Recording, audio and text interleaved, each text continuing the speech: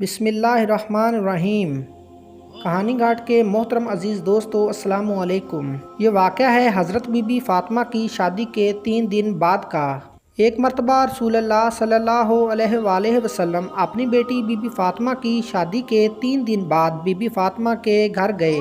آپ نے اپنی پیاری بیٹی بی بی فاطمہ کو آزمانے کے لیے کہا، پیاری بیٹی میرے ساتھ چلو، میں تمہیں لینے آیا ہوں، گھر چلیں۔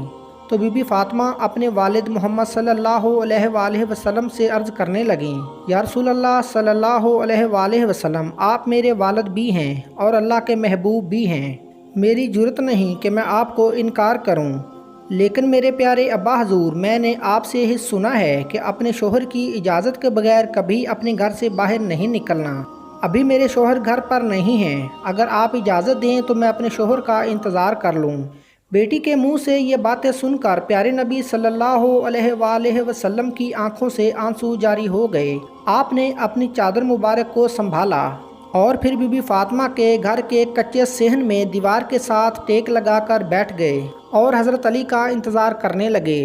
جب حضرت علی رضی اللہ تعالیٰ عنہ گھر تشریف لائے تو آپ نے دیکھا کہ اللہ کے پیارے نبی محمد صلی اللہ علیہ وآلہ وسلم گھر میں ہی کچے صحن پر دیوار کے ساتھ ٹیک لگائے بیٹھے ہیں۔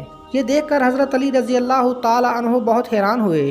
پھر آپ صلی اللہ علیہ وآلہ وسلم نے اپنے داماد حضرت علی رضی اللہ تعالیٰ عنہ سے پوچھا، اے علی، اگر آپ اجازت دیں تو میں اپنی بیٹی فاطمہ کو اپنے ساتھ اپنے گھر لے جاؤں۔ یہ سن کر حضرت علی رضی اللہ تعالیٰ عنہ رونے لگے اور فرمانے لگے، یا رسول اللہ صلی اللہ علیہ وآلہ وسلم، میرا رنگ، روپ اور حیثیت کچھ بھی نہیں، میری آج جتنی بھی عزت ہے یہ سب آپ صلی اللہ علیہ وآلہ وسلم کے قدموں کی بدولت ہے۔ تو اے یا رسول اللہ صلی اللہ علیہ وآلہ وسلم، پھر میں آپ کو کیسے اجازت نہ دوں؟ ایسا کیسے ہو سکتا ہے؟ یہ سن کر آپ صلی اللہ علیہ وآلہ وسلم نے فرمایا، اے علی، میں نے اپنی بیٹی فاطمہ کو سکھایا ہے کہ کبھی اپنے شوہر کی اجازت کے بغیر گھر سے باہر نہ نکلنا، ہمیشہ اپنے شوہر کی اطاعت کرنا۔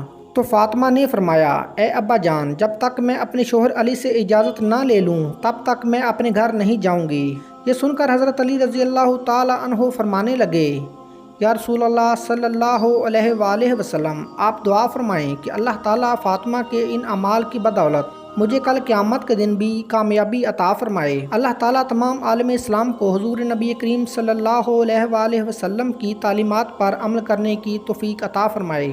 محترم عزیز دوستو، اگر آج کی ویڈیو آپ کو اچھی لگی ہو تو ہمارے چینل کہانی گھاٹ کو لائک، شیئر اور سبسکرائب کر دیجئے۔